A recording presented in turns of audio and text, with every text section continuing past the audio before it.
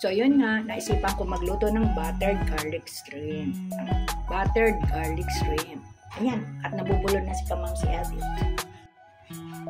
And yan, lagyan na natin siya ng oil. Para hindi masunog ang ating bawang, oil lang ilalagay natin. And mamaya lalagyan natin siya ng butter. At yan nga, mainit na ng ating mantika. So, ilalagay tayo ng ating bawang.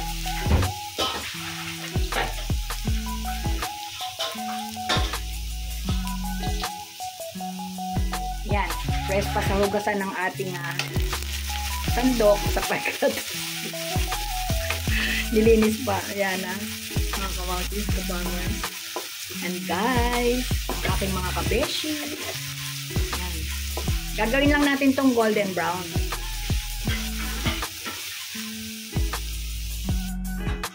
So, ayan, golden brown na at ilalagay naman natin ang bar ng ating butter. Tunaw dyan, okay?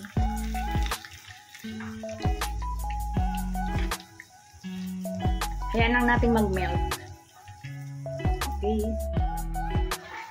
So, ayan, melt ng ating butter and ilalagay na natin ang ating sweet chili sauce.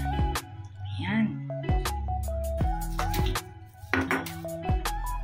Hindi ko inubos yung nasa bote, guys.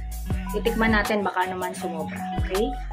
Ganyan lang. Ganyan lang. And, now, lalagay naman na natin ang ating shrimp. Dinibone ko na siya. Mga kamamsis, farmers, guys, precious. Ayan, ayan na. And, kasi kaninang maga ko pa siya binili, kaya medyo na ganyan ang color niya. Pero, nilagay ko naman siya sa fridge, sa freezer. Yan. And, hahalo-haloin lang natin. Sandali lang. So, yan mga guys, halo-halo lang. Para maging pantay ang luto ng ating mga shrimp.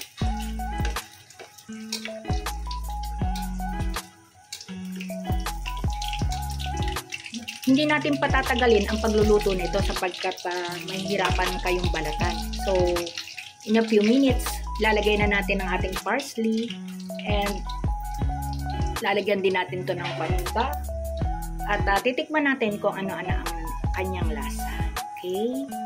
So, yan guys. Nisprinklean ko na siya ng paminta and then konting yung powder na chili para mas masarap. Konting-konti lang kasi baka hindi magustuhan ng mga bata. Yung medyo may lasa lang ng bahagya. Okay? Guys, galing kami ng Nueva Ecija and dumating kami rito ay mga anong oras? 11. Kaya itong nabili ko, humabol lang ako sa palengke. So, pasensya na. Hindi siya ganun ka-fresh. Pero, fresh pa rin. Hindi lang kamukhaan binibili ko dati na sobrang kintab at talagang fresh na fresh. So, ayan guys, tikiman na at nang malaman natin kung ano pa ang kulang. Ayan.